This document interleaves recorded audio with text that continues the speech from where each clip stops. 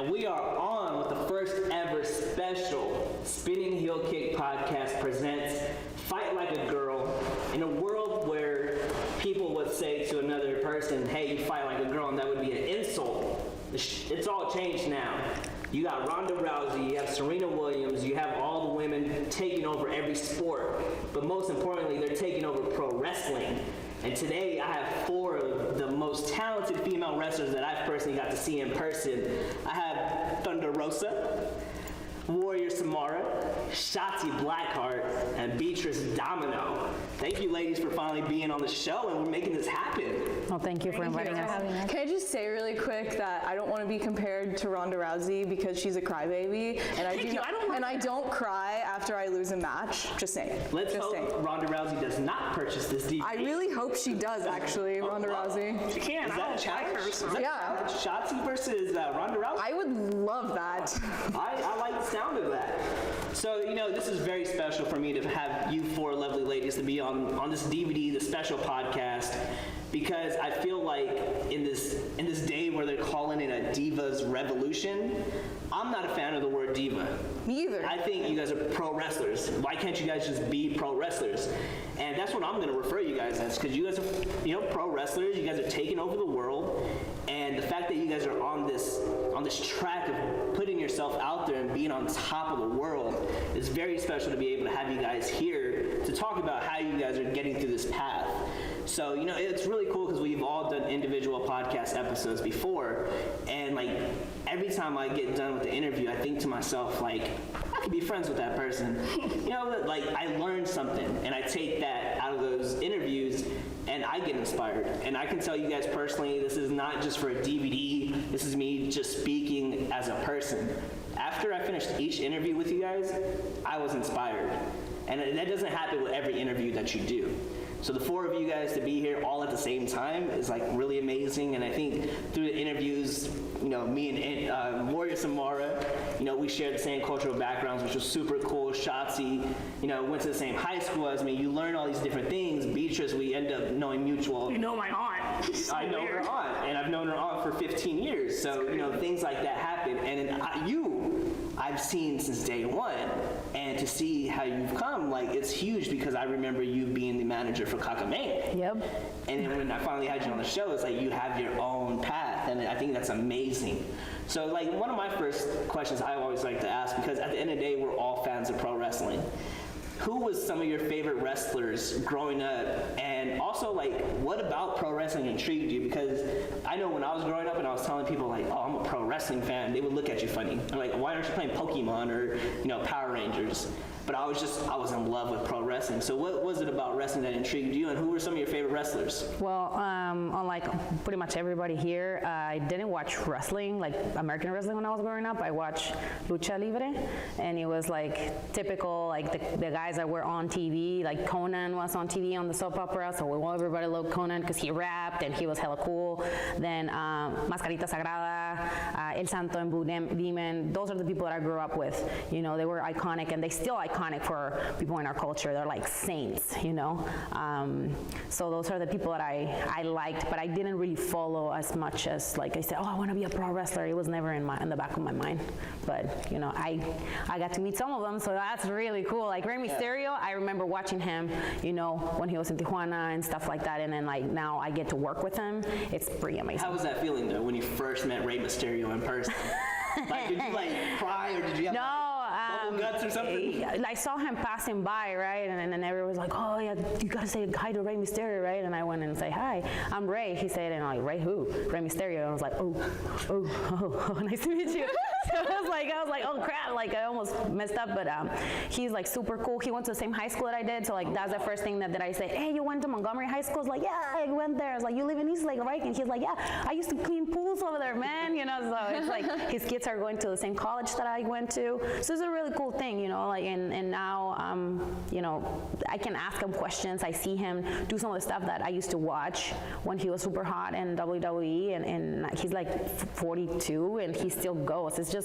It's so amazing to share the same ring that he does. Exactly, so much experience. Yeah.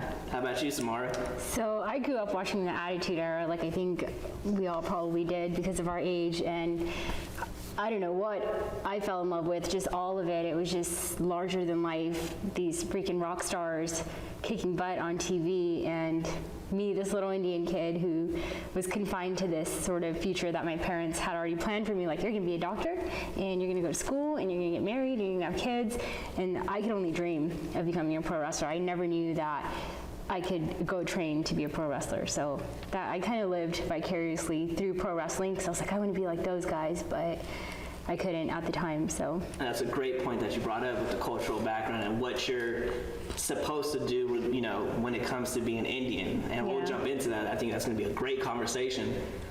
Lovely Shotzi. Well, like she said, you know, we grew up, we're around the same age, so we grew up around the Attitude Era, and I was in love with The Rock. Super generic, oh my gosh, but The Rock was my jam, man. Like, his promos were just the funniest, most awesome thing ever. And then Stone Cold, I had the hugest crush on. Like, I thought he was the hottest thing. Oh my God.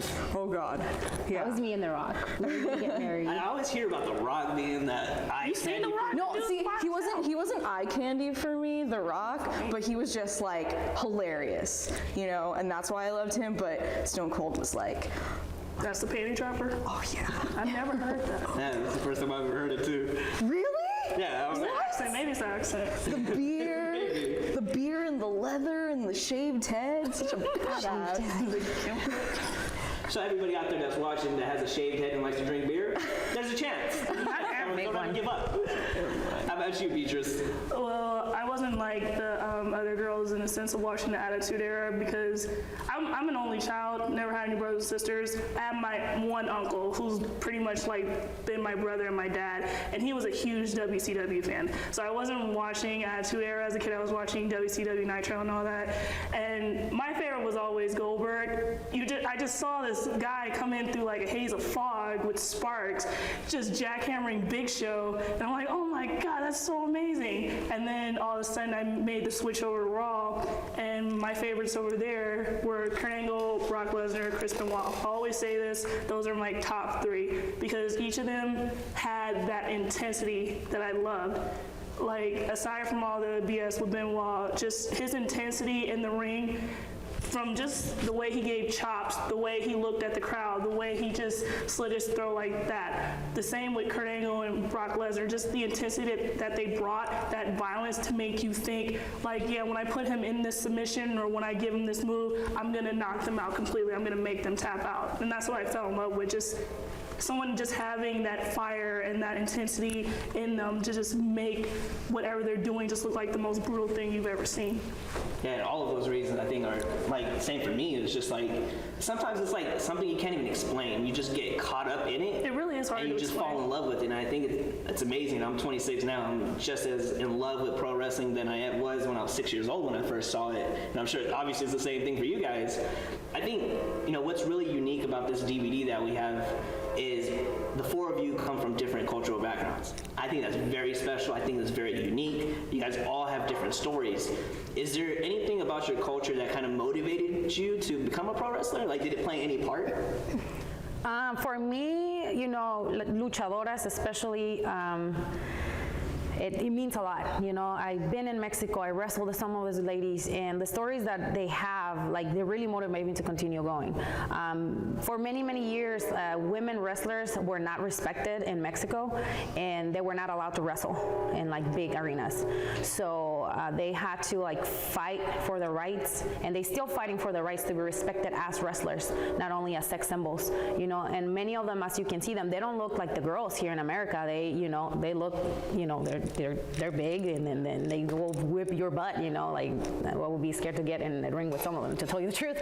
But, you know, their wives, their daughters, they leave their kids, you know, to go and take 3-4 buses to get to the show, and then after that, after the metro is, you know, not running, they have to find their way to go home and then do the same thing the next day and feed their husband, feed their kids go to training. It's tough. It's really tough. So it's like, one of the things that every time I go to Mexico City, it motivates me more to continue to be a wrestler, because it's not only like, oh, I go training, I eat right. No, it's like I'm doing this for them too, because I can show to these women that are in Mexico City that don't have the opportunities that I have here in America, that I can make it far because I have the passion and the drive to do it. So I'm really, really happy that, you know, I got the opportunity to go to Mexico, and I got the opportunity to go back to my roots and do lucha libre, because I started with pro wrestling, which is completely different. And now it's just like, I just want to keep doing it. And like with the opportunities that I have right now in my hands, I'm doing it. And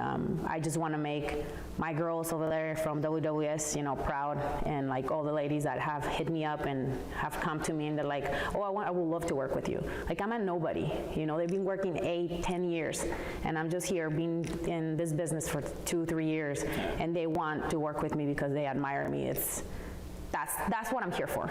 Like, that's what I'm here for. I'm here to like motivate people, and I'm motivating these women that have been in the business longer than I am. It feels amazing. Do you feel pressure off that though? Because you're kind of like carrying all these people as like, not like weight, but like you want to motivate them. So is that pressure to you?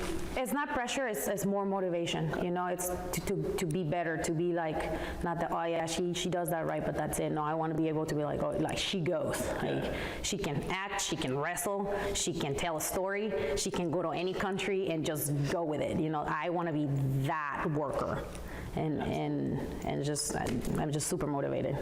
That's awesome. Well, for me, it's a little different. My culture actually held me back, as I'm sure you would understand. The Indian culture is, especially for women, it's not like very accepted for women to be athletes and pursue athleticism for a career. So, but when I finally was able to break that barrier and go for it, man, I've just been inspired ever since to just really go for it and really make it. Because I think of all the girls back in India, and I've been lucky enough to visit and make friends there a lot, and like, there are probably a lot of girls out there like me who have other dreams, you know, and dreams that aren't very accepted. So that's my motivation. My culture's been hindering for a while, but now it's kind of a motivation for everyone else that's trapped behind that barrier. And I think something that's really unique is that you're the only Indian female pro wrestler out right now. Now that I think of it, so. I don't hear anybody else. Over here. Yeah, especially for here, for sure. You're the only Indian female. So like, you know, just like with Thunder Rosa, like, is that pressure? Like, you might just be that first Indian female pro wrestler out there. It is, but it feels good too. You know, like I get to be the one to break the barrier and set the bar. Good for you. Because we are like, you know, I can talk, you know, just like Samara was saying, is like, when you grow up in an Indian family, you're expected to become a doctor, an engineer, you better be something in the medical field, and that's it. Like, you know, me growing up, I've always wanted to be, when I turned like, I want to say like 12 to 13 years old, it came to my mind that I wanted to change the world. And I didn't want to do that by being a doctor. I wanted to be a counselor. I wanted to help these kids who don't have that positive role model. And luckily enough for me, like, I have a dad that was born and raised in India, and my mom was born and raised here, but she was also Indian, so they had an arranged marriage, all that fun stuff, right?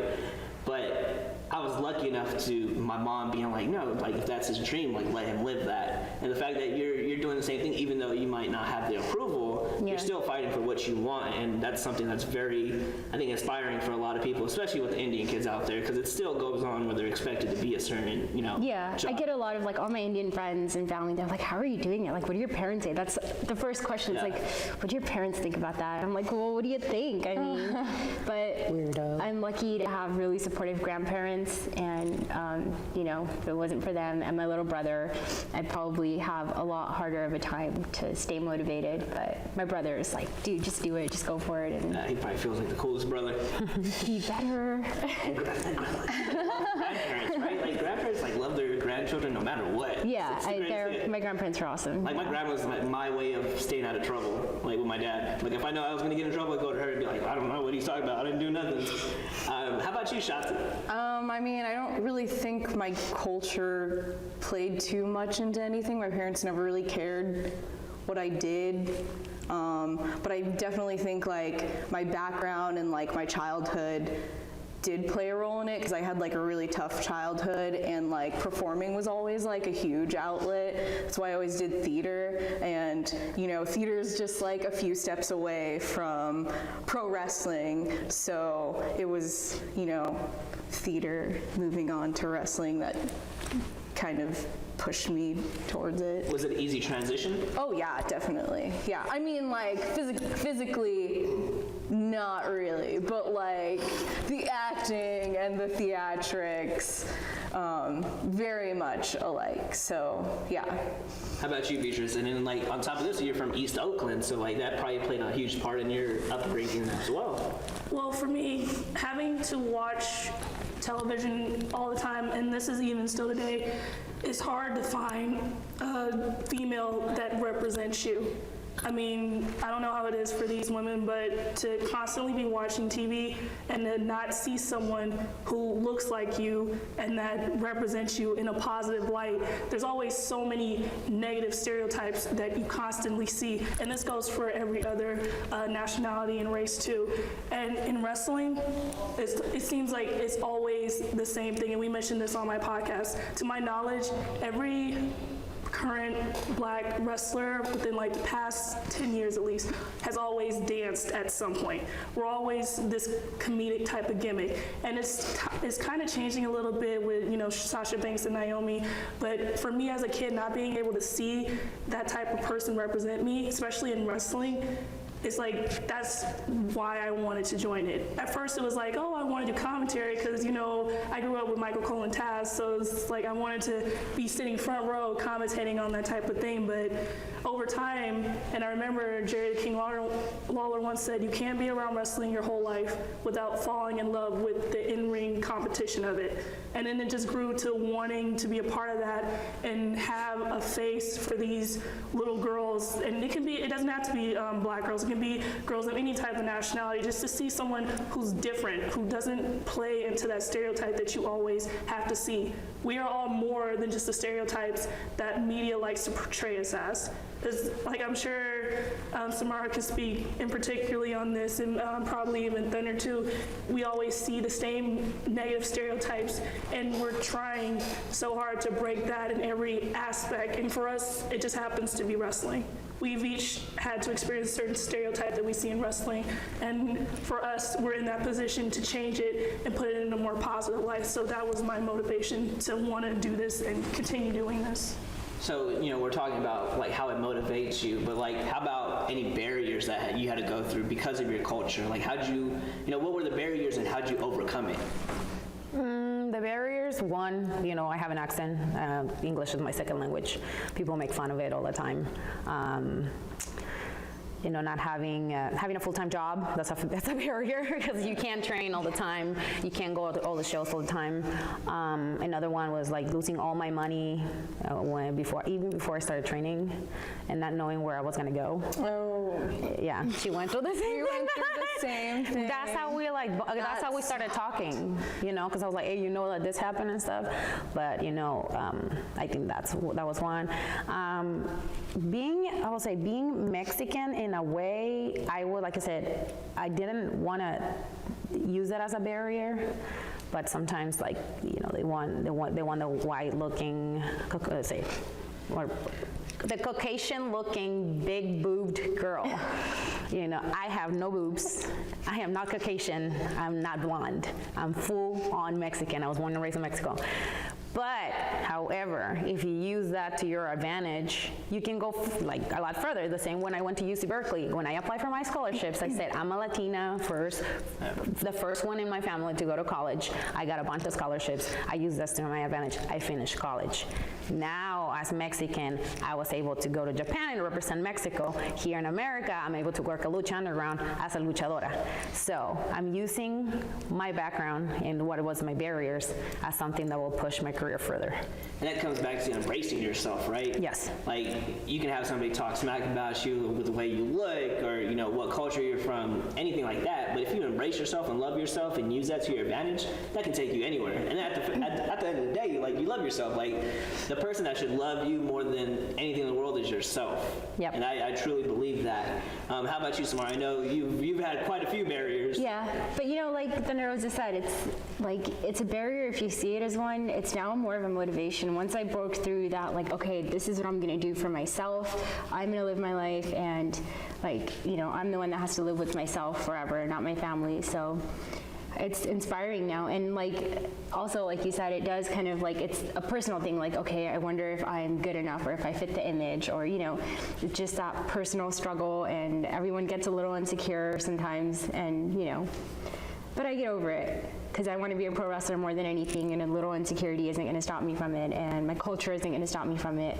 and it's up to me to find motivation in any of my struggles. So. Did you ever hit like a wall where you thought maybe this is not going to happen?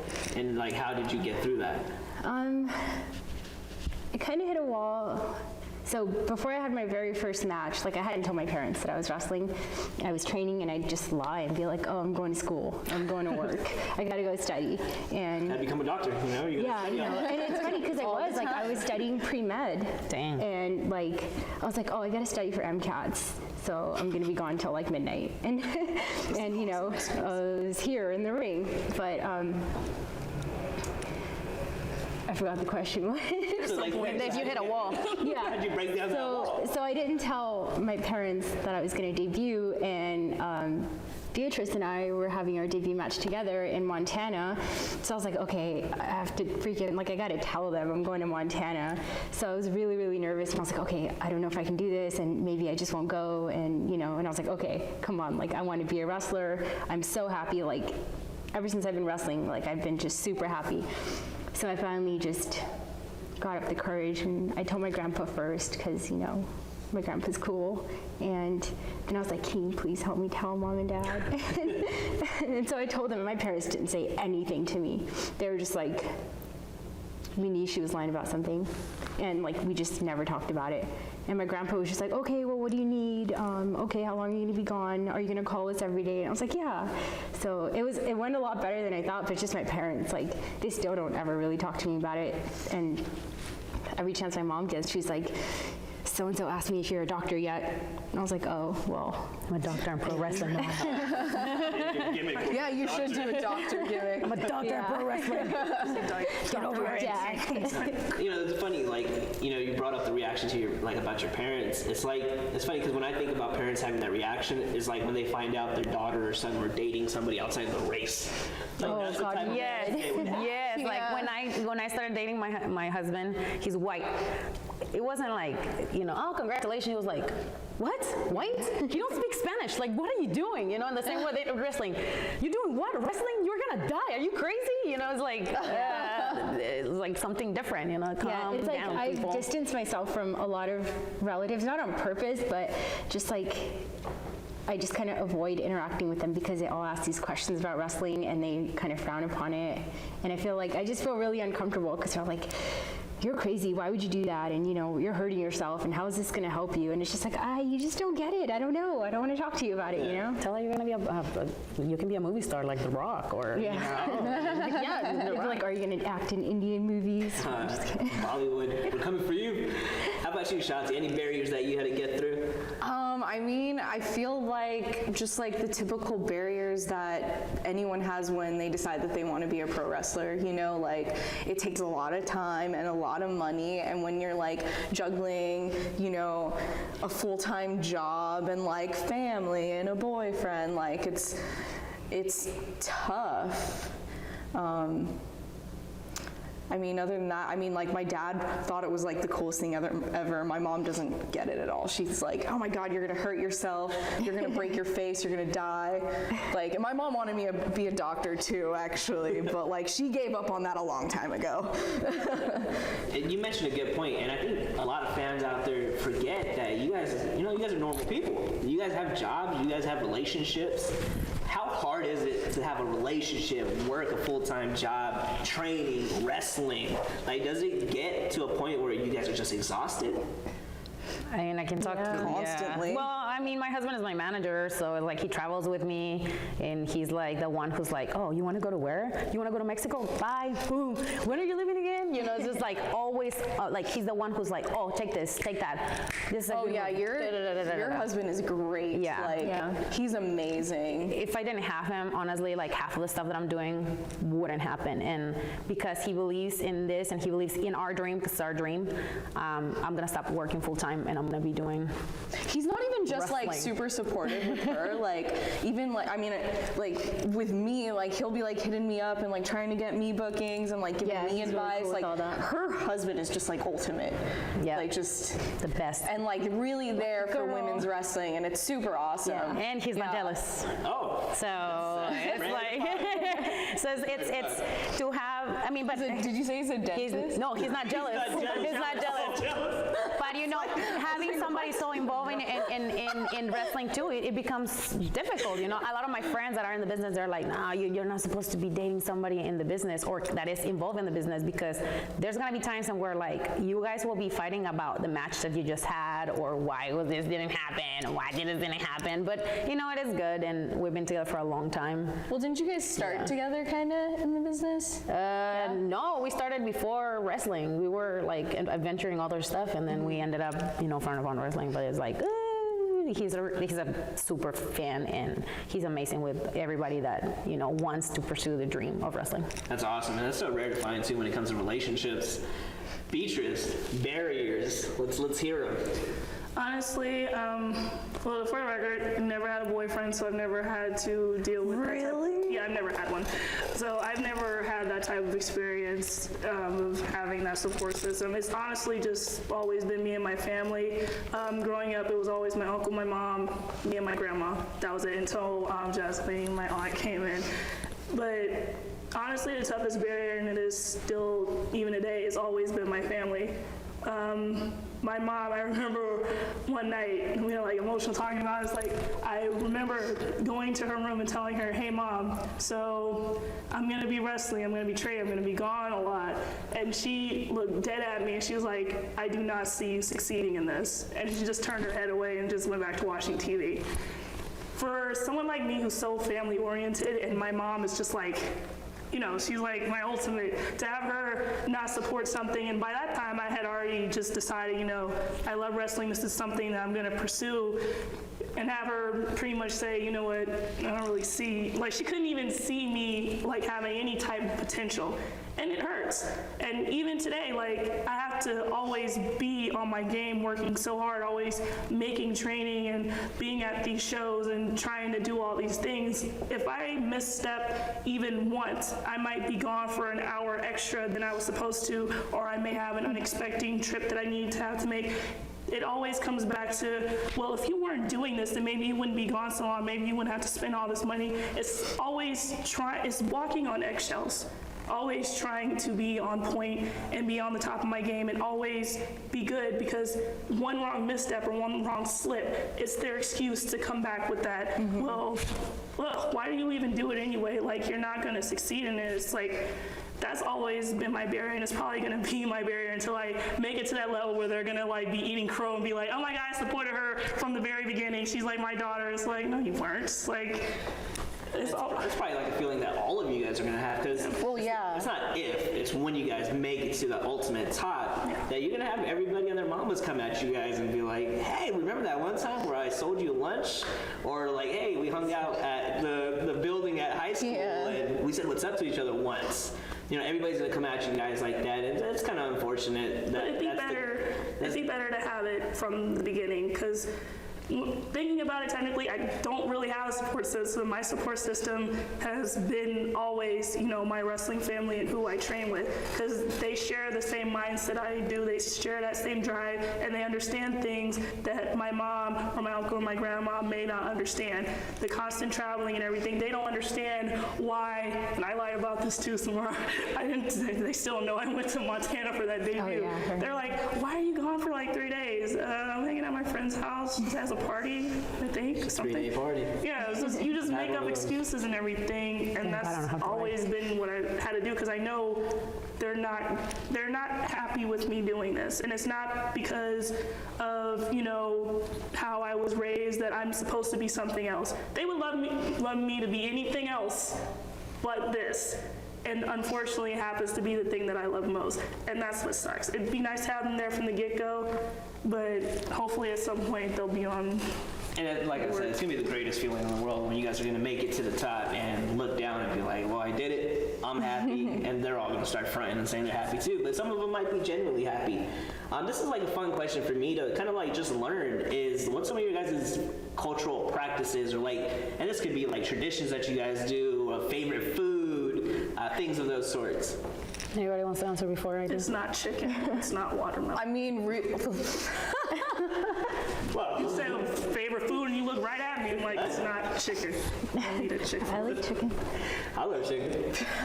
Butter chicken. Butter chicken. I don't know about butter. Oh, you guys don't know about butter chicken? Oh, okay. Probably. Well, We're gonna have to hook you up. yeah, we're gonna have to. I like we're gonna have to make steak this and happen. seafood. That's my favorite. my favorite's pierogies. Pierogies.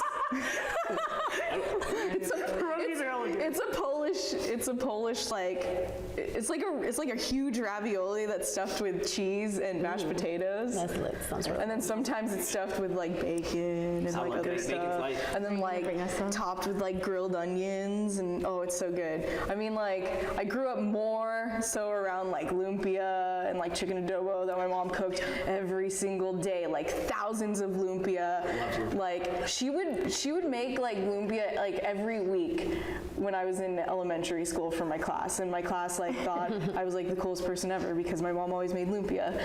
But like I hated lumpia after a while. So, Dude, and you and I, we grew up around dal every single day. Dal, Dude, samosas. every single freaking day. Samosa. Oh, Sick they're of- amazing. Gosh. Oh, I just had some naan. Did you? Dude, it's been like months and months since I've had Indian food. My grandma will take care of you. Don't worry. Well, Oh no, No, good. she don't want She's it. saying it, then like I want some. oh, I'm just saying. We can get Thank God it's been a No, while. I just like I hardly ever even crave Yeah, it anymore. it has been a while since I've had some Filipino dishes, and I have to say I am craving not lumpia, but like chicken adobo and like other stuff. Oh, chicken I always adobo is so have good. This funny story when it comes to Filipino. So I grew up in San Jose, and I grew up the only Indian kid from elementary school up until like middle school. When I got to high school, that's when I started meeting Indians, and I'm like, holy cow, there's more people like me. But in elementary school, I remember it being in kindergarten, I legit thought I was Filipino because I was surrounded by so many of them. And they love to cook. Yeah, I was like, I'm eating lumpias, I'm eating fried bananas. Oh my God, so Karaoke good. with Okay, people's those are good. uncles. And it wasn't until one of my aunts picked me up and she was wearing a sari with a bindi, Yeah. which is like a red dot on your forehead, that another child came up to me and was like, Raj, you're not Filipino, you're Indian. You're out of the crew. Like my life changed at that point. So I went home and I was like, Mom, we're not Filipino? Looked me dead in the eyes. That's Like, hilarious. I'm about to get smacked. That's so funny. True story. I can't even lie about that. It's amazing. You mentioned favorite food? I What just do you like think? seafood and steak. I mean, we don't really have any practices that we do at home. I mean, occasionally we'll all get together because my mom's birthday is on New Year's and my uncle's is on Christmas, and my grandma's within that same week. So we kind of just do our little get-togethers. That's really it. We don't really have Do any. you guys do that like practices. every year? I wish we did it less, but it's just like my family, they're so strong personalities. They talk over each other all the time. Yeah. And I'm like the black sheep. I kind of just keep quiet and just watch TV while they kind of argue amongst themselves. So it's kind of just that. We just kind of get together, they do their thing and talk, and I kind of just sit and watch TV like, are you guys ready to go yet? Because I want to go back in my room. And that's pretty much it. And you had mentioned you have a lot to say when it comes to like cultural practices. Yeah, well, What's some of your favorites? I will say when I go back home with my cousins loves to cook, so they make pozole. They make this like big things of soup, you know, pozole and like menudo and stuff. Or I go to my grandma's house or my aunt's house. They love my husband, so they make homemade like flour tortillas, Yeah. like maybe like 2 pounds, and we just like stuff our faces with that and like tostadas and everything. So it's always when there's like a family member coming into town, Yeah. they get all the family together and then they just make a big feast. So that's what I'm like used to. And here is like it's only him and I, so I try not to make that much food because I'm like trying to get lean and trying to stay on a diet. So, but I try to use as many vegetables that I grew up with, like calabaza, chayote, like everything, all those weird stuff that you see on mi pueblo and stuff. Yeah, I still eat tons of Mexican candy. Like my husband says that I'm crazy because it tastes like crab, but it's like spicy candy. I cannot get them. Yeah. Oh, it's the best. I have cavities because of that. Yeah, and we went to Mexico. It was like enchiladas, chilaquiles all the time for breakfast, dinner, and lunch. And it was like we just love that churros, chocolate abuelita, like spicy Mexican chocolate. I cannot stop making that. It's just so delicious. I make that with like bread, and I usually in Christmas and stuff like that. That's what I make. Those are my treats. But I love Mexican food. Well, you're Menudo, because that cures hangovers. Yes. Well, you're from San Jose, so you probably hung out at the Berryessa flea market, Oh, no? absolutely. Oh, yeah, right? French fries and corn dogs? Oh, did you not live there? Yes, I lived at the Berryessa That's flea how I market. learned how to negotiate. And right? Oh my God, my mom would haggle down like something that's like $5, like this really nice purse that's like $5. I'm like, Mom, that's a deal. She's like, no, $2, $2.50. Exactly. So like with Indians, it's like we're like born to negotiate. I mean, I'm sure you guys seen the Russell Peters skit when he's talking about an Indian and an Asian just fighting it out about negotiations. So like I've learned, and this is my experience at the Berryessa flea market. Shout out to Berryessa flea market. They're supposed to close like 4 times, and they still. That's where I get all my makeup, girls. Don't go anywhere else. They got all the name brands for like $7. I legit wanted to buy some white tea, so I went. She was like, 4 for $16. I was like, no.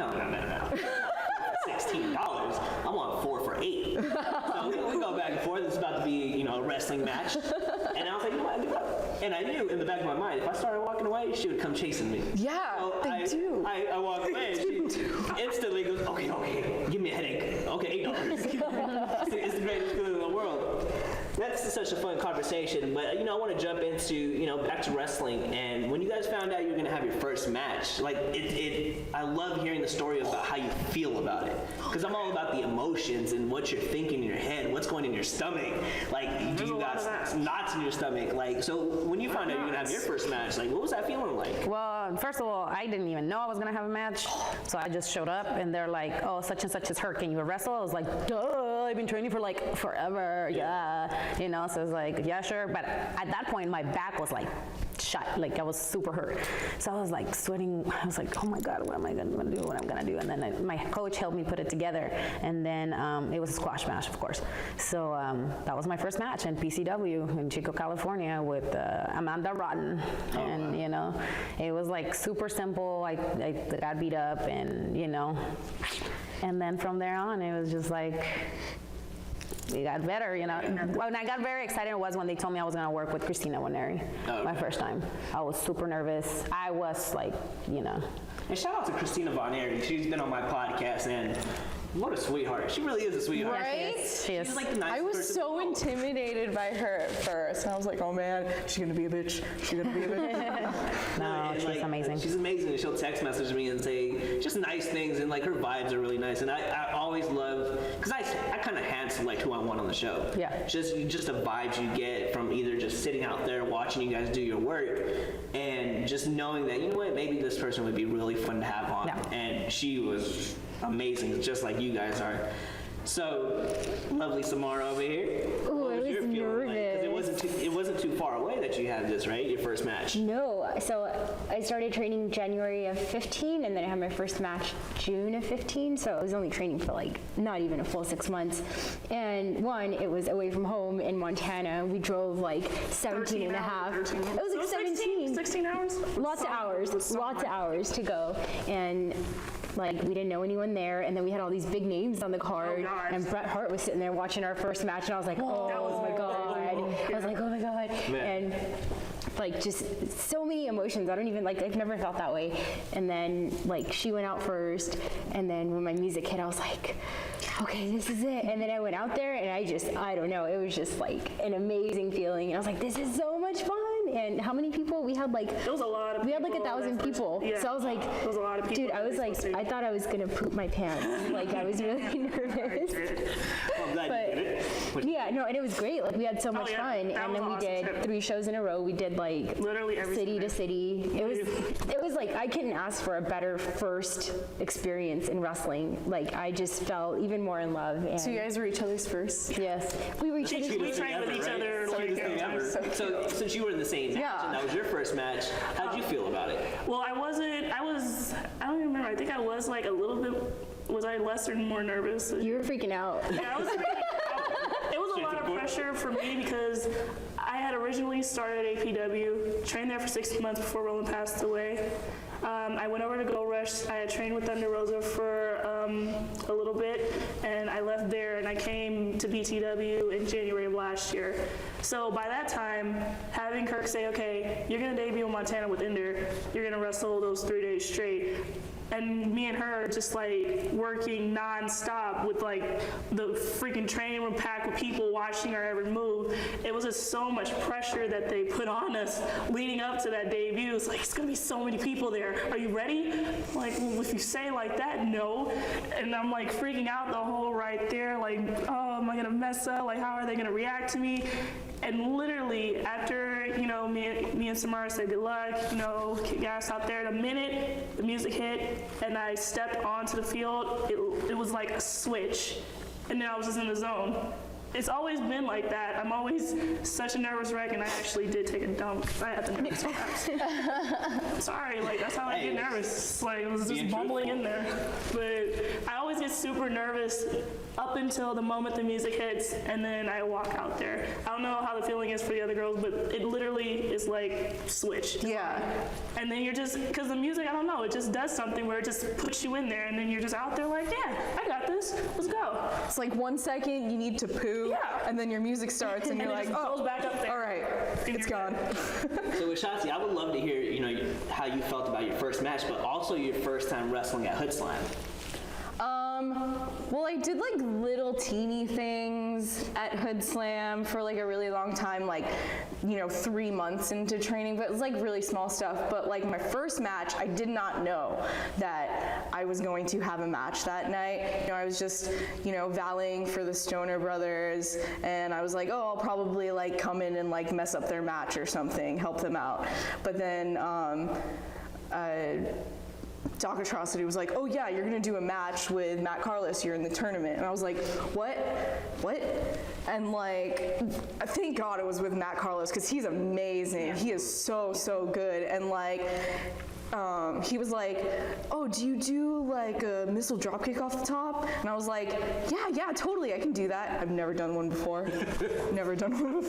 So the first time I ever did a missile dropkick, and now I do them in every single match I do, was in my first match with Matt Carlos, and it was so much fun. He let me get all my stuff in. He let me do all the cool things. I was like off the top like 10 times. It was great. That's awesome. And it's always good to work with people that you can trust and people that know what they're doing in the ring. So for all the folks out there that are watching this DVD, I hand selected a match that involves a few of these lovely ladies, and I hope you guys enjoy this match, and always give out the feedback, man, because without feedback, how can we ever improve ourselves in anything that we can do? I hope you guys enjoyed that match that I hand selected myself, because I enjoyed it so much, so I figured all of you guys would too. Back to the lovely ladies that I have the utmost pleasure of being able to spend time with. Luckiest guy in the room, right? Well, kind of the only guy here, but still, you wish you were me. But, you know, back to, you guys love that, right? No, I don't. Just too good at this. Guys, man. But serious face. You know, we talk a lot about chasing dreams, and like for anybody out there that listens to my podcast, like, you know, my overall theme is like motivating people to follow their dreams. But with coming to, you know, following dreams, you have to go through some struggles, and you have to sacrifice some things if it's something you really are passionate about. So for you guys, my question is, we talked about the struggles. What are some things you guys had to give up to go and follow this dream of becoming a pro wrestler? Family. Like, I stopped talking to my mom and my dad for like a long time because my mom said that I was gonna die, and she was not happy that I was doing that. Time with my husband, I spent 3 months in Japan, and I was really lonely. And health, I got injured when I was in Japan. Money, that meant I wasn't working for a month. That means no money. School, I wanted to do my master's, but I have to put it on the back burner. Sacrifice like my desire to have a family, my desire to probably, be like the housewife that everybody wants me to be in my family, have kids, just have them see grow up. But unfortunately in this business, if you want to have a family, if you want to have kids, it's like you either have to put your career on standby, or you definitely have to like quit for real because you want to give all the attention to your kids. And I have to sacrifice that, my desire to be a mother, because I want to be successful, and I want to go as far as no one has from my Latino culture made it here in America. Because like I said, I'm in a very special place, and I've been in the right moment at the right time to get the opportunities that I have right now. So I will continue to sacrifice almost everything that I need to make this happen. And another one thing that I have to sacrifice is a full-time job, security. I'm about to stop working in the next 2 weeks, and I'm freaking out. And that's gonna be hustle 100%. So this is real, and I'm not gonna have anything to stop me to go as far as I can. Absolutely. Yeah, I mean, time, money, family, of course. I'm wrestling every weekend. If I'm not wrestling on a show, I'm training. Sometimes I train before shows because, I don't know, just any time that I can put into the ring, I put, and that means sacrificing time with family, sacrificing, time to rest on the weekend because I do work full time, and, not seeing family. That all of our functions and everything are on weekends, and I don't ever go, so people are like, oh, she's never here. And so kind of, you sacrifice relationships with people because you don't see them, and it sucks, but I can't say no to wrestling. It just feels too good to wrestle. And school too, I do want to actually accomplish more in school, and I know I'm capable, but right now I just, if I were to try and go back to school right now, I would not focus. It's over. I would not do as well as I could because my mind's just always on wrestling. So that's like deep love. Yeah. That you guys are just constantly thinking about wrestling, and I think that's so amazing because it's number one. You're in love with, when you talk about being in love, you talk about being in love with family. You love your spouse, your kids, but we're in love with this world of pro wrestling, and it's just like, do you guys feel like when you're wrestling at like a show, are you in a different world compared to being out in the community doing your jobs and everything like that? Oh yeah, Absolutely. How do you set? And we're kind of getting off topic, which is great because I think this is a great discussion. How do you separate that and not allow your in-ring character be what you are outside of it? There's a separation. On my job, they know, oh, Thunder Rosa is talking. Even my clients are like, oh, you're doing your wrestling talking. I'm like, hell yeah, I'm doing my wrestling talking. Everybody's like, oh, you're gonna make her mad. She's gonna put you on a headlock. And I'm like, yeah, because you're getting on my nerves. I can't. At this point, there's certain things that I can't separate, especially when we're like cut promos and we're like telling people things. I cut promos on my coworkers and on my stuff. I mean, I get things done and I'm able to do it because... promos on your dog. Yes. Hey, don't shit on the floor. Yeah, it's really cool. Like on my job, that allow me to do that because I work with very interesting individuals in the community, so I can be, myself, and they enjoy that, and they're happy when I'm Thunder Rosa. Yeah, I kind of have to be separate at work. It's a very different environment. I work for a doctor's office, and it's a private practice, and I have to maintain a level of professionalism there, which it's not hard. Like I can compartmentalize my personality, so to speak, but Like, I love when the weekend comes around and I can just be my wrestler self. Yeah, absolutely. And Shotzi, like, what are some things that you sacrifice? And do you have that same feeling of, like, can you be the same person that you are in the ring and then outside?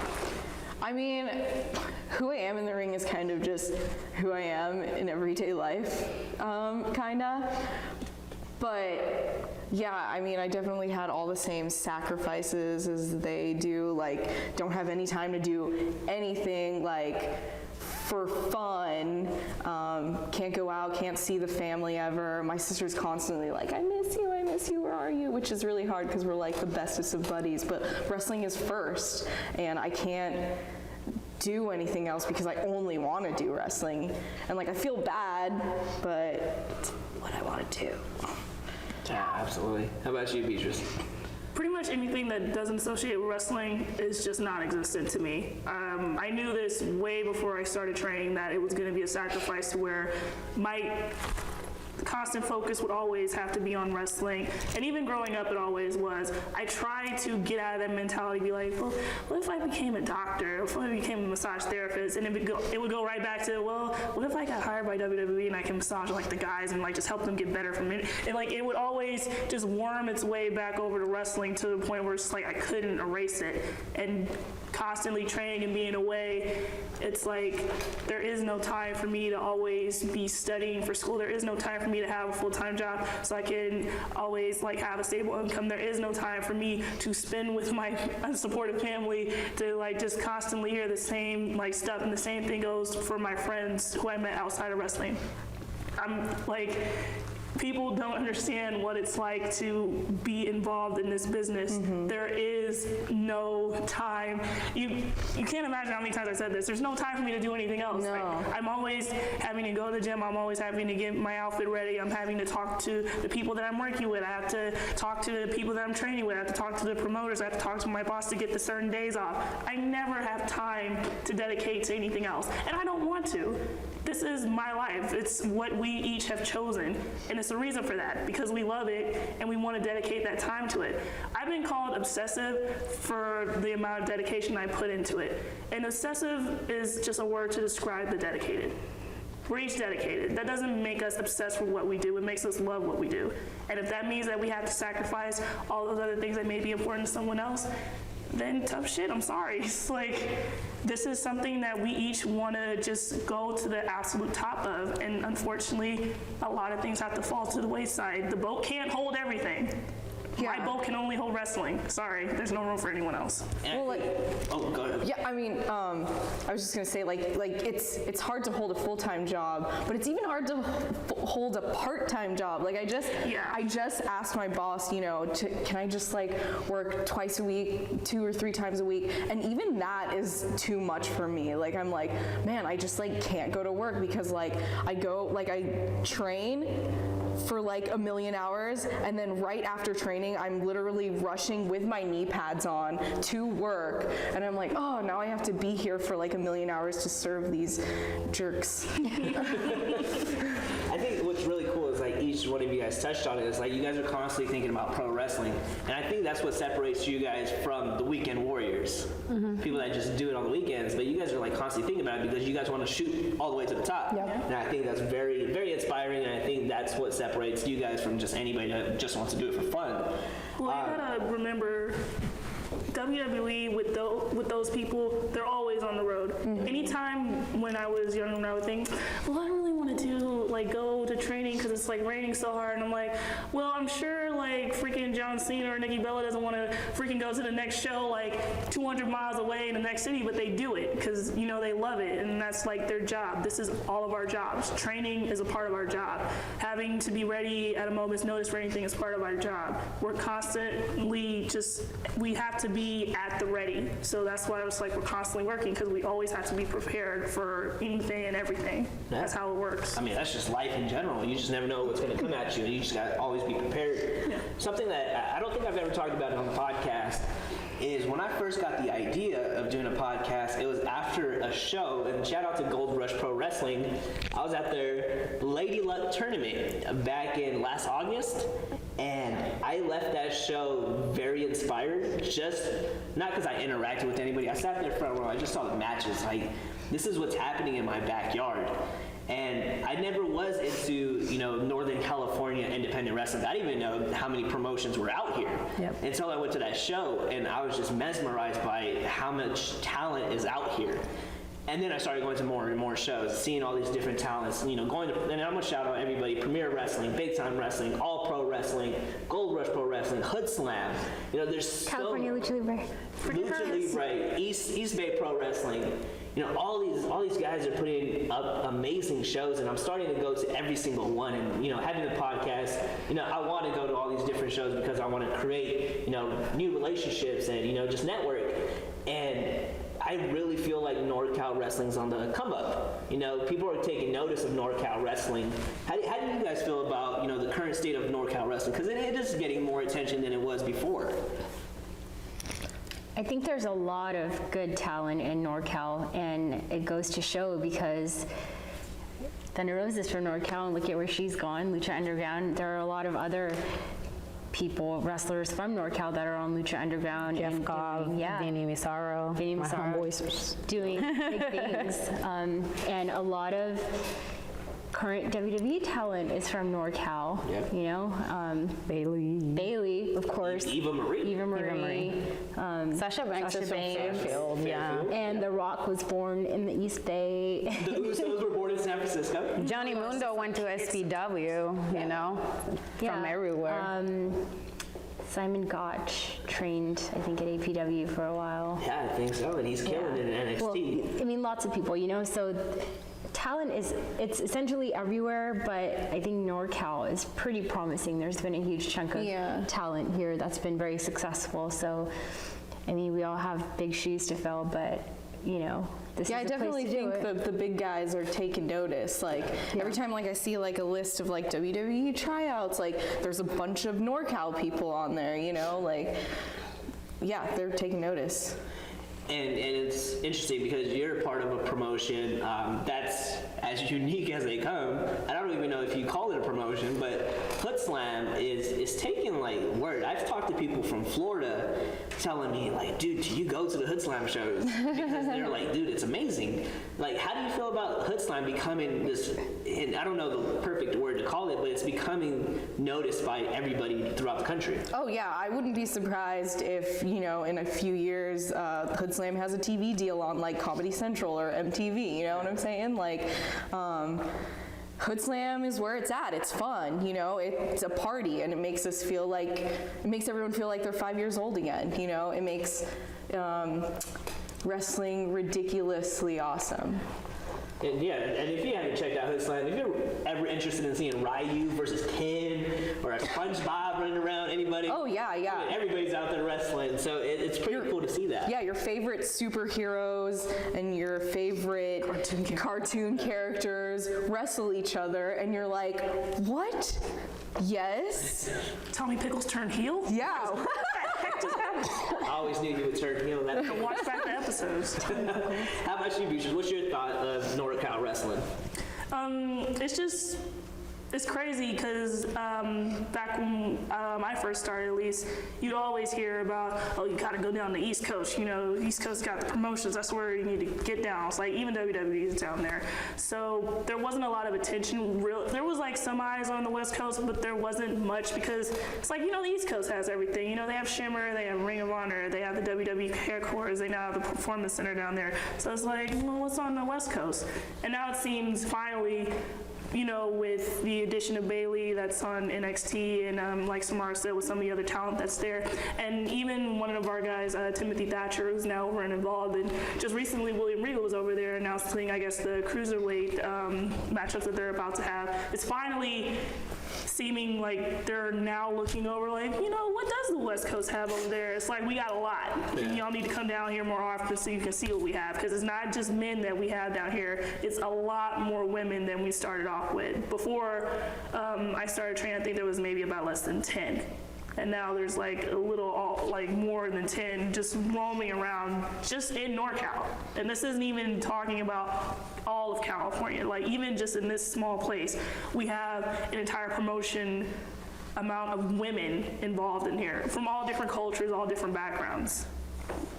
And you mentioned something like men's wrestling, right? Everybody usually has their eyes on men, what are the guys doing, right, in pro wrestling. But, you know, like I mentioned in the introduction, is that, you know, women's wrestling is really taking over. Like, yeah, it's possible, and I legit feel this way, that a women's match can main event WrestleMania. I think it's possible, and I think it'll happen someday.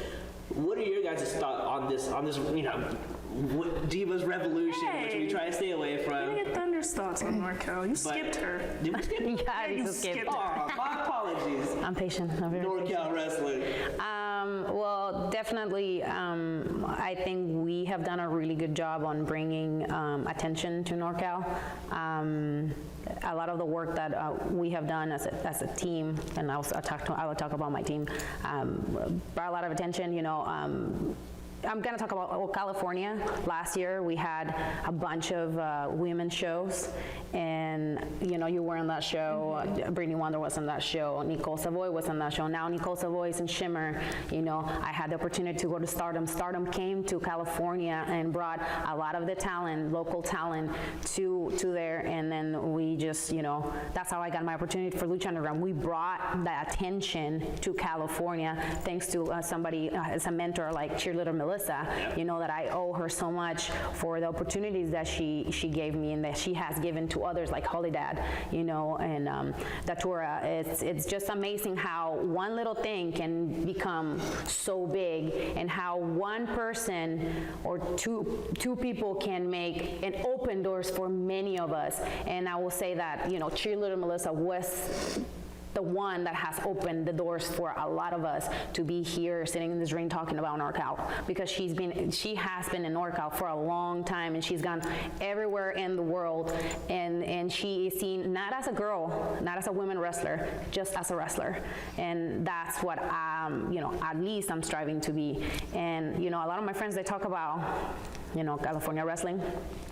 But definitely, I mean, there's still work to do, because we want the attention to be here too, just like it is in the East Coast. But I mean, it's happening, and I like it. It's a beautiful scene, and it makes you just so proud of where you come from.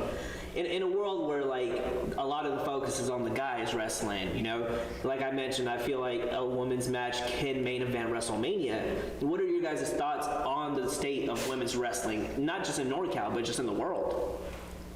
I mean, like you said, it's growing, and we're getting a lot of attention. It's not as, I can talk about like Shikara, you know, with Kimberly. She's the first women's champion, and she has a male, you know, championship. Who else is like super on? Santana Garrett, she's making big waves everywhere she goes. I can talk about so many other people, you know. Candice LeRae, she's having intergender matches in Japan. Like, it's super cool to see that, and now a lot of the girls that are gaijins are having intergender matches in Japan, which is something that you don't see very often.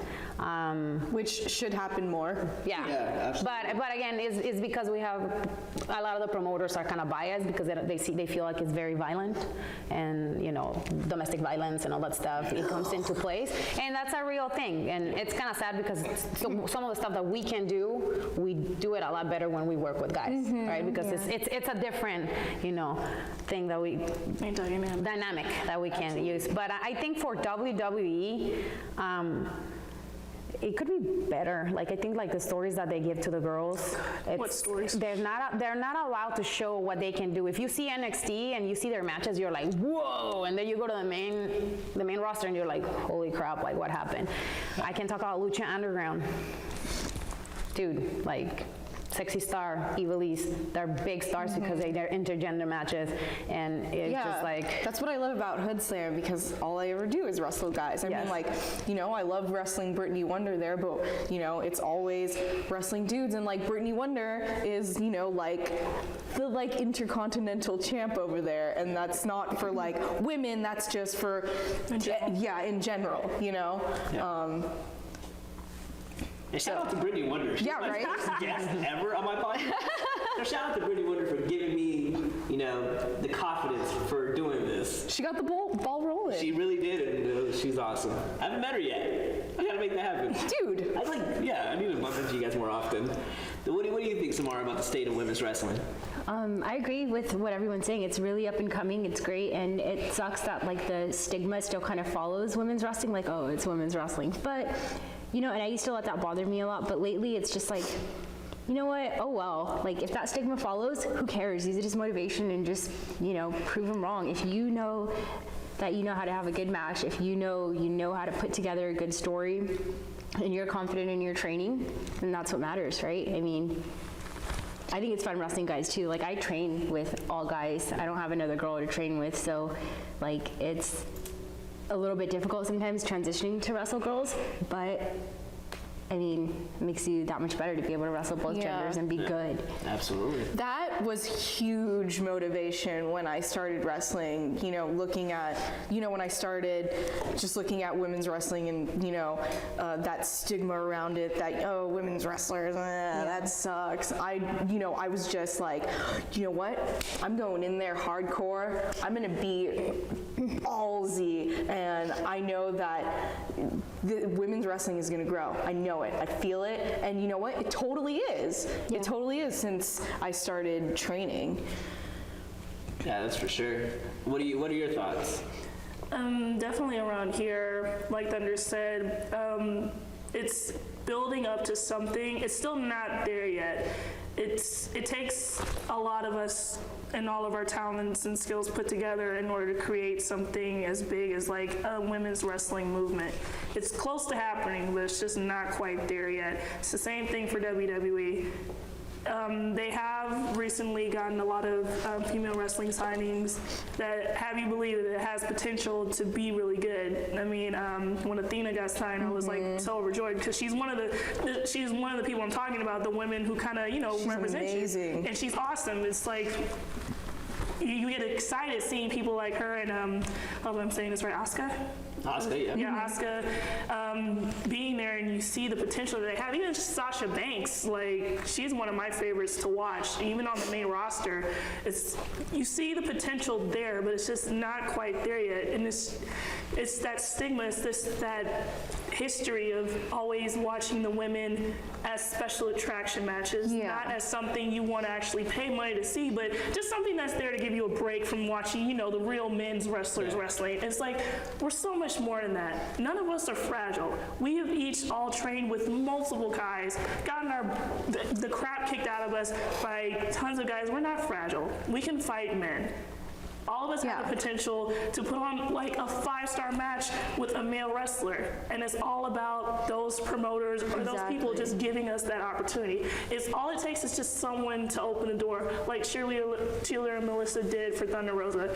If those types of people can open that door and give you that opportunity to do something and make a significant change, that's all it takes. And right now the doors are kind of creaking open, and at some point we're just gonna kick through them and be like, exactly. The girls are doing their part. Yeah. Someone just needs to let us do those parts, Yeah, it's all about just getting that one opportunity to show the world that you can break that door down. So let's say you break down the door and all the possibilities are endless at this point. Male or female, who would you want to wrestle that you've never wrestled before? Male or female? Male or female? Bull.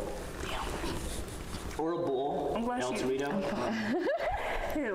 I would love to wrestle Bailey, and that's more than just because she's the NXT Women's Champion right now. She trained with my trainer, Jason Styles, so I think it'd be really, really cool to his first, I think she was his first female student, or the most successful one thus far. Yeah. So just see the evolution of his training, and then me as being his new student, and I think it'd just be really cool to see what she still does that Jason taught her, and what I do that Jason taught me and her, and what she's learned now, and I just think that'd be really cool. Yeah, I think that'd be great. Yeah, and as far as guys, I would really like to wrestle Daniel Bryan because I just think he's really, really good, and I can learn so much from him.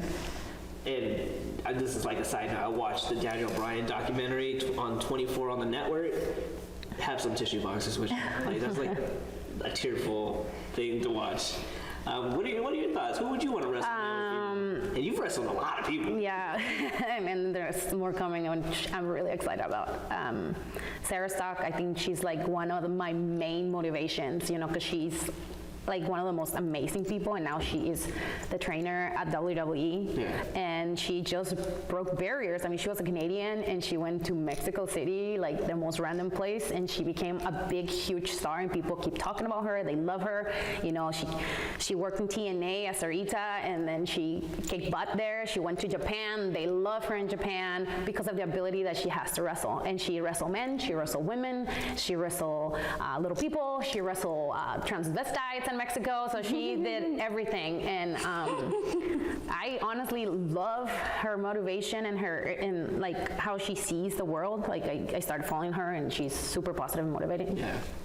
And then well, I don't know, Sarah Del Rey, you know, another APW graduate, and again, She was like the first like indie women's wrestler that I ever watched. Like on YouTube, when I was like getting into wrestling, I watched her first, and I was like, oh my god. yeah, she's amazing. And again, she's in WWE as a scout now, and you know, she went through the same things that we are going through, and I think that's another person that I would love. Like that's one of my dream matches. And Chiller and Melissa was like my main one, and then I had it, and I was like, oh my god, you know. And I lived with her in Japan, so it was like super amazing. Man, Jesus, honestly, like Ricochet. He's like so cool. Like he's so cool. He's a good friend, and I seen him wrestle, and I saw him had one of like, if you're talking about perfect match that you grab a box of tissue, I seen that live, and I was like, holy crap! Like he's a great performer and such an acrobat, and I love his style. I really like. Yeah, that will be very, very cool. I see that. I'm kind of like flabbergasted too. I'm like, wow. Like putting that match together in my head, I'm like, okay, that would actually be an awesome match to see. It might happen. I don't know. Who knows, right? You never know the world of pro wrestling, man. You really don't know.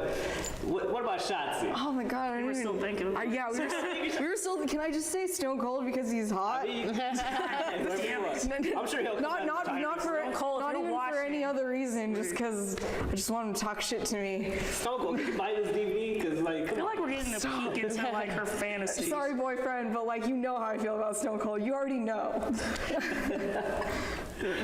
What about you, Beatrice? There honestly isn't really anybody that would be like, oh my god. It's just because I guess after doing it it'll be like a year come June, I've just never felt that way about wrestling in person. Like, oh my god, because it's just like I just see it as like a learning opportunity for each person that I wrestle. You always learn as much Yeah, I mean, as you I'm can. just really excited for anyone new. I'm always excited to face, any type of new opponent, because it's like I used to go around all the promotions watching all these girls, so to have them be like my opponents, it's just like, oh my god, I was watching you when I was like a freaking ring girl getting everybody's crap off the side of the ring. So I don't think I would have like that, like I have to wrestle them. If you want to be completely honest, though, female-wise, the one person I actually want to face would be Thunder Rosa. Just because we both started might have been the same night at APW. She started there with me, and we were both ring girls for a while. And then she moved ahead faster than I did. But for me, just a personal thing, it's just like a chapter of my life that kind of would feel full circle if that ever happened. Hey, you guys never wrestled. No. No, we've never touched. That's surprising. Which is why I wanted to have him. I feel like, ugh. That's a match. 'Cause it's waiting to be obvious. made. And we're like opposite sides of the line too. It's like, Let me hold it together, guys. but no. Something, and I think you had tweeted out the picture of, both of you guys as ring girls standing next to Rosa. Oh yeah, APW. Yeah, APW tweeted that out. What a beautiful picture that was. And It made me tear up because I remember. that's a picture to get framed, and put it in the house. I think that's such a great picture, and I think, Oh, I have tons of pictures of me and her that I can share leading up to like our future match should it ever happen. But yeah, that's just a personal thing, just for me to just start out with someone, and we kind of just veered off into our own paths. Yeah. And I'm proud proud of where we both are right now. I feel at some point it's gonna make its way back to where we're gonna have like a one-on-one. I would love if it, and I told Marcus Mack this, I would love if I faced her at APW, just to have a full-on build-up of all the pictures that we have of ourselves and just kind of build up to that match, because just a personal thing for me, it'd be full circle. If you want to talk about guys, Shinsuke Nakamura, because I have a huge crush on him. I like Shinsuke Nakamura, so I'm like incredibly excited to see his debut in NXT Dallas against Sami Zayn, who also but he would be like one of the guys that I would face off against. What are your thoughts about possibly making that match happen between you and Beatrice Domino? I'm starting nothing, Raj. I'm starting nothing. Well, it's interesting. If it happens, it happens. It's an interesting response, you know. I don't know. I don't think it has been asked to me to wrestle Beatrice Domino, but we will see. You know, we'll see how you have grown, and you know. The things that you have learned She's here at amazing BTW. to work with. Just like So, no, really. Match. We've had so much fun. Like. Yeah. We've had like 3 matches as of this Saturday. And they were all awesome. Yeah, you have different vibes with people. You vibe well with certain opponents. I mean, if it happens, it happens. Like, I'm more of just kind of just going with the flow. I mean, I've already ended up working, like, my one mentor, her name is Erin. She was, like, my first opponent, which was weird because she was the first female wrestler that I talked to getting advice from, and she ended up being my first opponent. So life works in mysterious ways. You never know. Yeah, we could meet in WWE one day for all I freaking out. And what a story that would be. And I think it would just be an amazing story regardless of where it happens. You know, let's talk some fun stuff, man. I want to like relax and I want to learn something. You with girls now. Now you want to find out all the details. Yeah, What kind of makeup you guys wear? I told you where I got my makeup. Barry's Flea Market. Mine is Target. Sponsored by Barry Hissa Flea Market. Mine's Target and No, Walmart. it's cheaper. All the Target stuff. Same. It's worth it though. Just like stock up. You I do get need to the stock up. fun facts. Just go in. Samara, you have an interesting story to tell us. Okay, so, and I know this is like, it comes with being a female pro wrestler, like you get weird messages and stuff. I got a message on Facebook once from someone in Chicago. I don't even remember the guy's name, but he asked me if I was interested in doing a trampling shoot, and I didn't know what that was, so I just ignored it for like a couple months. What is that?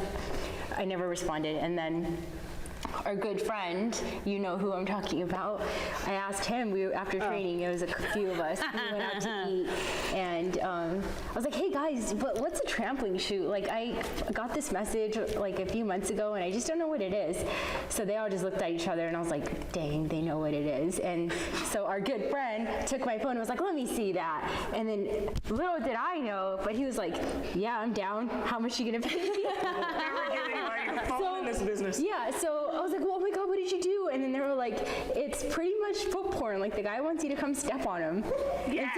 And so the guy, like, after I haven't responded to him, like, for months, and immediately he was like, would you fly out to Chicago? How much would you charge? And blah, blah, blah. And I was like, 50 grand. no. How much do things like that cost? From my What was phone. it? I don't know. I don't know, but they were... They would pay hundreds of dollars for that type of stuff. They would And like, but he wanted to like Yeah. record it, and I didn't want any part of it. 'Cause be a fee. Recorded. So, I mean, that brings up a great discussion. Like, what's the craziest messages that you guys ever received? Because being beautiful women, like, I'm No one assuming you guys ever, get no one tons of ever sends me the raunchy stuff. I refuse never- I would think to you would believe that at all. Isn't that so mean? I refuse to Like, believe that at all. No, I swear If anything, though. you should have the most out of all I of us. swear I don't get any. It's really annoying. Both your It's faces. really, everyone's really You can happily have polite all with of me. mine. Oh my Lord. So, I mean, what is the craziest thing that you have that hasn't been raunchy? Just dick pics. Bro, like I don't think they take the raunchy stuff. You talk about poop all the time. That's true. You know You what? talk about I don't get the raunchy stuff, but I do get poop pictures and like poops. They're like craziest poop I story. think that's your fetish. Okay, so let's talk about poop. Okay. Your YouTube video. Yeah. Who took a poop? Yeah. You seen What in the world is that all about? that? Me and my sister are silly. Just you randomly dancing around in the bathroom, talking about poop. Have you guys seen this video? No. I just know she like talks about poop, and I remember you used to like put some postings, and it was just like, oh, I just took a shit, da da da da da, and I was just like, what? it, and then you have like 100 comments. I was like, man, I'm gonna start talking about poop too. I want to get like 200 comments too. Her emojis are all poop and pizza. Yeah. Why is it that Pizza. combination? Yeah, like That makes no me sense. not want Like I pizza. don't want to eat pizza. I'm hungry. I'll eat pizza. Pizza poops. Well, and I just like pizza and poop. So if I'm sending that to you, that means I like you as much as I like pizza and poop. I just thought that means you took a shit and then ate pizza. You know I just what? couldn't You order what you like get. talking about poop is probably why you're not getting the right stuff. Right? Girl, like, Right? Let's try Darn something it. different. Darn it. But yeah. What you mentioned that you get quite a few raunchy I've gotten a stuff. couple of genitalia pics. Oh, Always asking where do I live. That's probably like the creepiest one. Because you never can trust the internet. They always have everything of yours, and you never know how they can get it. So probably the whole where do you live at? I know you live in Richmond. Which part of Richmond? That's like the worst. That's why I never put any type of details about myself. No one really knows any details about myself. I will never do that online because crap like that about where you live in Richmond, it's like, I'm not gonna freaking tell you. I already got enough crap to deal with. I got so many from like workers, from fans, from everybody. Workers can be the most Like one time, this is like the funniest thing, right? So a worker is like totally hitting on me and saying like, oh, you should come to my house and do, and I'm just like, whoa. And then my husband is like, what's going on? Oh, you gotta check this out, bro. And he came and then he's like, what's going on? And then he's telling all this stuff. And then my husband goes and starts like responding to the guy, like trying to get into like leading to something, right? And it was just like we were laughing and stuff. And then the next day, the same guy that was writing me all this stuff goes, hey, how you doing, bro? And my husband's like, how you doing, bro? It's just like laughing, and we're like laughing like this idiot, you know, stuff like that. And then like fans. Before they used to like, you know, send like penis pictures and like, oh, like I want to do this, I want to do that, and we would just like politely like decline and block, you know, wouldn't put them on the spot. I mean, guys are guys, we are girls, we're like sometimes half naked in the ring, they get excited, it's normal, you know, and like being in the Bay Area, like seeing a genitalia is like, okay, well, there's people naked walking on the street, you know. Yeah. I don't know. That's normal. That's true. You know, it's like for Being backstage. yeah, exactly. You know, we guys work just with guys. They're change just it, like they don't even care that they're white. so it's like guys are gonna be guys, you know, and like it's on us if we respond politely or we put them on blast on Facebook, you know. I honestly, I'm not telling everybody to send me the genitals on my Facebook. I'm not either. No. I mean, What asking for raunchy stuff? no. No. No, I'm just saying that why aren't you sending me stuff? I don't want them, but why aren't you sending me stuff? Like what? thing. She's Yeah, it's the principle. It's the principle. Yeah, but it's just like I said, it's normal. I put pictures of my butt all the time. Yeah. People are gonna respond to them. You know, it's like I'm putting myself in. I don't want to say like they should be disrespectful. They're not disrespectful at all. Which I'm really surprised lately. Like my fans have been, oh, you have such a nice body, or oh, I like your booty. Like things that are not that bad. You know, so I'm like they respect me, and a lot of them, you know, they know my partner, so they don't want to mess with him. So it's cool that I have a ton of stories that I'd like rated R that I can't tell. Can't do those. Yeah. that kind of DVD, man. Well, wait.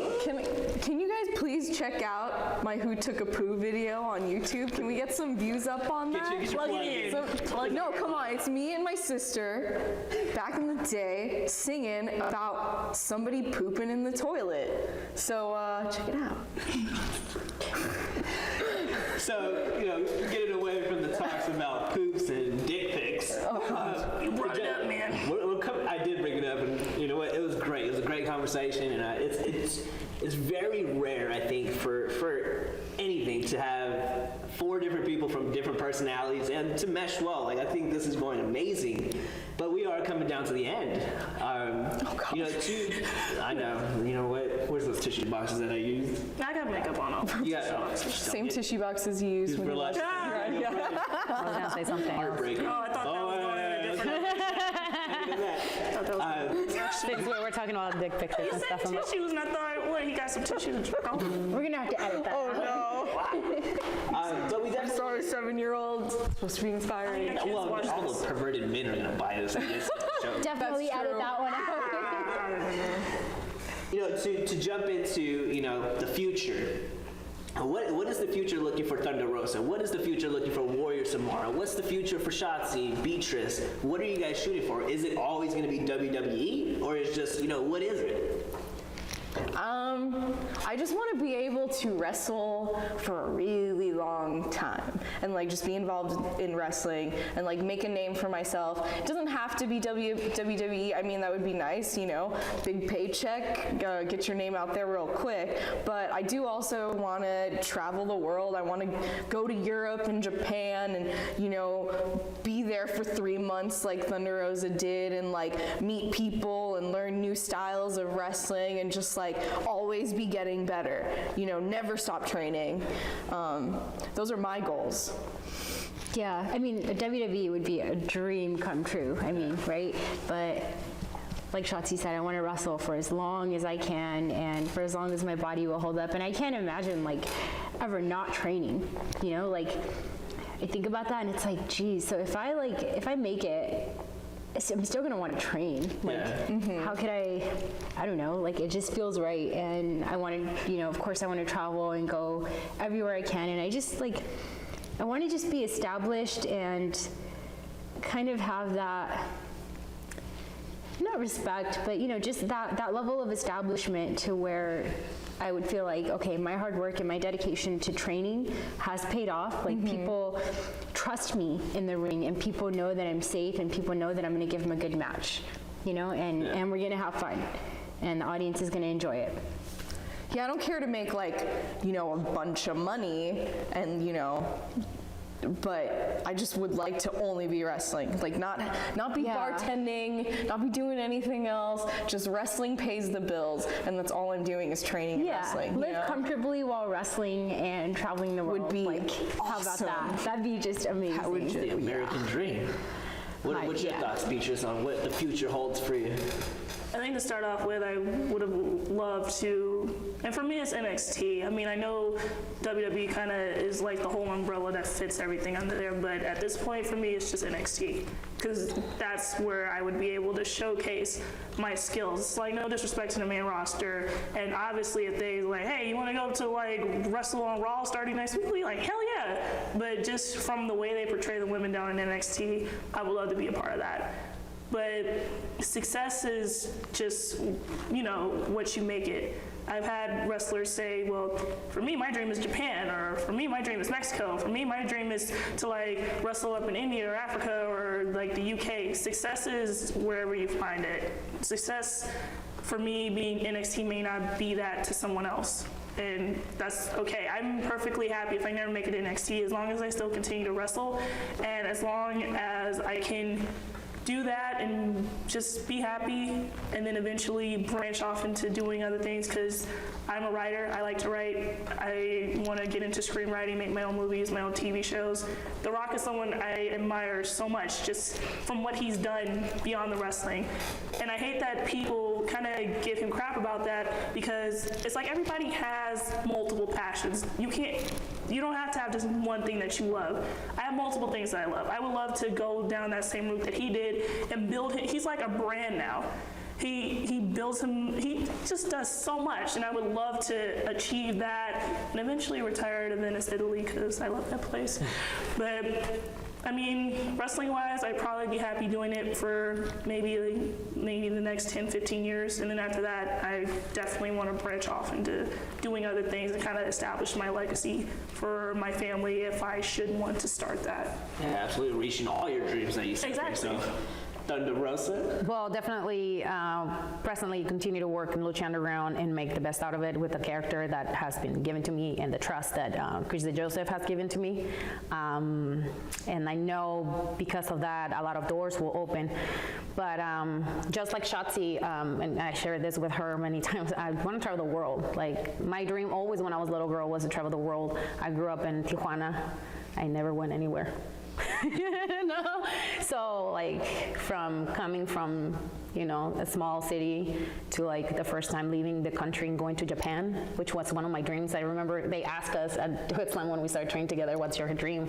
And it was like, I want to go to Mexico and Japan, you know? And I was like, oh, holy crap, I'm going to Japan. And then right after it was like, okay, now I'm going to Mexico. So it's like, I want to conquer the world, man. I want people to talk about, you know, Thunder Rosa, not as a wrestler, but as somebody that was able to accomplish something when she had nothing, you know, but a fucking dream. But a dream. It was like the APW, you know, just have APW in a dream, you know, it's just like, I had both, you know, and it's happening. And, you know, if WWE happens, I will be very happy. If it doesn't, you know, I won't be like disappointed. I'm living my dream every day when I wake up, when I help people, when I go to the gym and I hit a PR, you know, when I go to training in LA, when I go to Mexico and I train with all these women and all these men, and I do things that I will never thought I will be able to do.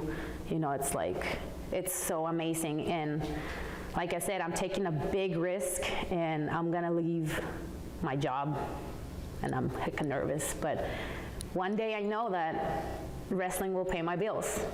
And if it doesn't matter. At least I give it a try, you know. And I went full on, train every day, try new stuff.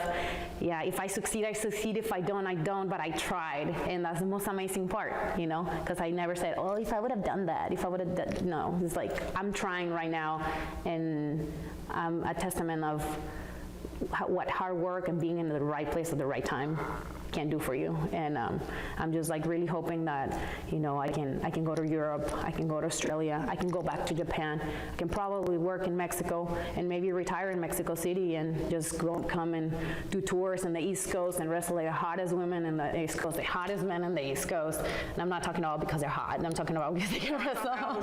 You know, it's that's my biggest dream.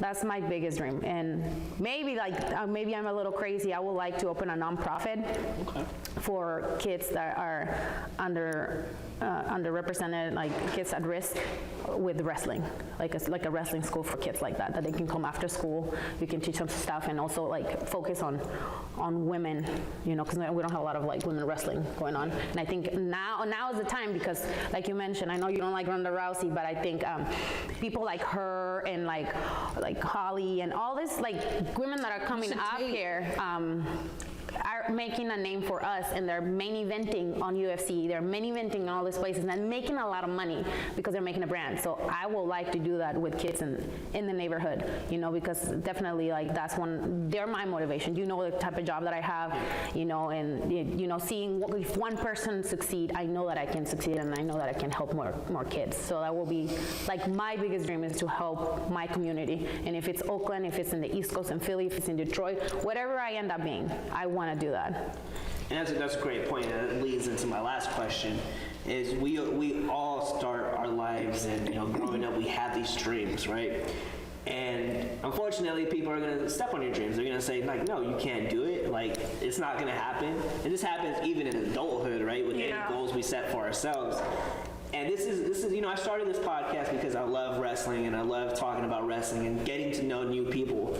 But within time, I started realizing, you know, everything I'm talking about is about motivating people out there to follow their dreams. And I believe in that so much, because when I was 15 years old, I said I wanted to change the world, I wanted to work with at-risk youth, and I wanted to be involved in wrestling. And within the past year and a half, I've done both of those. In different ways that I thought with wrestling, but I'm bringing it together, and I'm sharing these stories that you guys, you know, the fact that you guys feel comfortable to be on my show and share your stories to inspire these kids, and not even kids, just adults too, who struggle to follow their dreams, it's amazing. So, you know, in closing, what are some advice that you can give to anybody out there that's struggling to follow their dreams because they're being discouraged by anybody else or just certain different circumstances? I think what I've learned recently is if you want it bad enough, you will go after it. So if you have a dream and you think about it all the time, you gotta ask yourself, how bad do I want this? And it has to, like, you truly have to want it, because that desire will inspire you to just go after it and make the sacrifices. But you know what, when you make those sacrifices and you're following your dreams and you're on that path, you don't look back. It's like I'm glad I made whatever sacrifices I did because I'm so happy now. So just keep trucking and just go for it, especially if you're being held back by something, say such as culture or your gender or, family.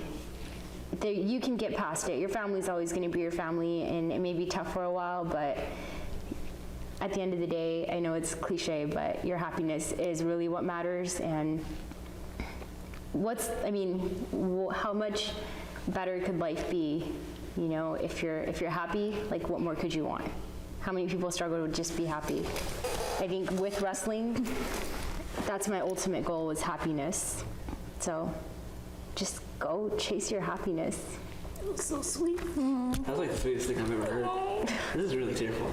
But really, find your dream and keep dreaming, and keep thinking about your dream. Don't forget about your dream and keep chasing it, because that'll get you through everything. Just keep thinking about it. I mean, when I was younger, really, the only thing that got me through not crying every single day was doing theater and thinking about theater and thinking about performing in front of thousands of people, because I had a really tough childhood, and for a lot of times I just did not want to live, and just thinking about my goals got me through everything. So kids, just keep dreaming, and everything will go the way you want it to.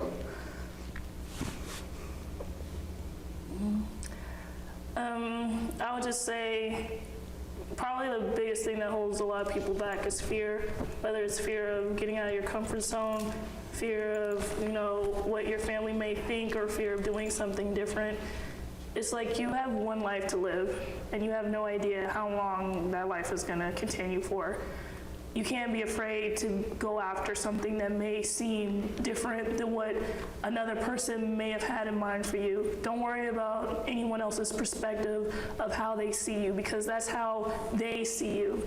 You got to worry about how you see yourself. Where do you see yourself in 10 to 20 to 30 years? And when you picture that image in your head, are you happy? And then once you figure out the source, it's just all a matter of not being afraid to just go out and do and see what happens. It's yeah, it might fail. So what? It's Thunder said, at least you tried. And that's literally what all four of us had done. We knew the risks of being a wrestler. We knew the challenges that would come with doing it, and we just decided to try. And this is where we are right now. Who knows where we can be 15 years from now? It's all about just eliminating that fear of what can go wrong and just keep thinking about what can go right. I'm a big believer in putting a positive spin on any negative situation. There's always some positive you can find in any bad situation. You have to continuously keep doing that, because it's worked for me, because I've constantly been insecure and been depressed and shed tears and just felt like giving up. Always finding a positive, just source is what's going to keep you going, and just keep that within yourself. Don't worry about anybody else. Just stay within your own head and what you want, and just keep that focus. Last but not least, I always tell my clients that are schizophrenic, that are homeless, that have nothing, there's a couple of things you can do. Cry about it and forget about, your goal. If you have a goal, you have to have persistency, you have to have commitment, you have to be positive, and you have to be patient. If you don't follow any of those four, you're gonna give up really quickly.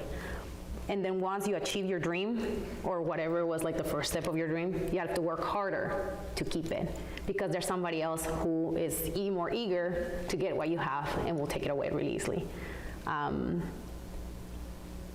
You guys said pretty much everything that I wanted to say, but definitely if you have your dream, you have to have that passion that will, move you, that will move everything, that will make you do anything to achieve that. Because if you just sit there and then you just sit on your dreams and you never do anything about it, and you don't get out of your butt to do it, you will never be able to realize your full potential.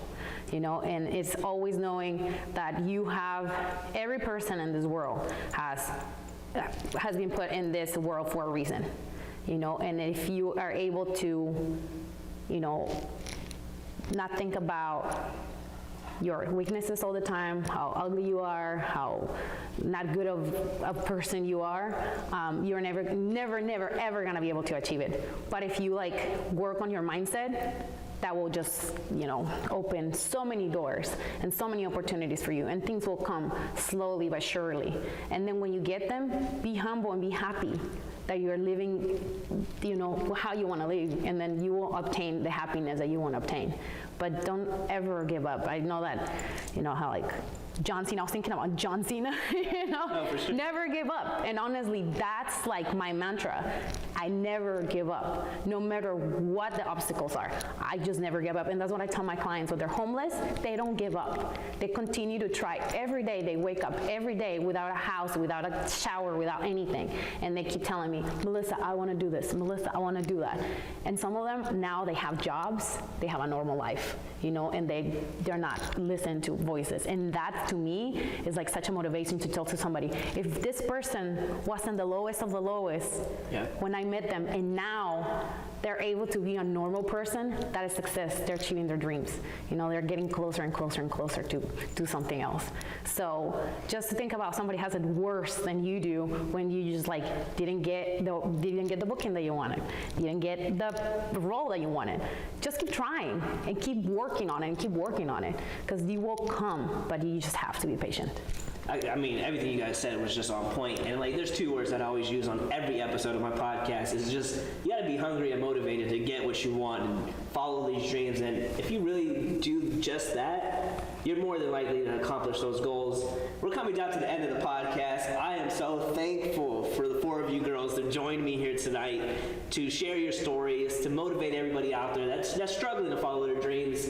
Once again, like, thank you so much. I really appreciate all four of you guys for being here. And hopefully there's gonna be another special, and hopefully a part 2 to this, because Fight Like a Girl, I think, was a lot of fun. And let me say it again. Being told you fight like a girl, it's not an insult anymore. It's a compliment. So remember that.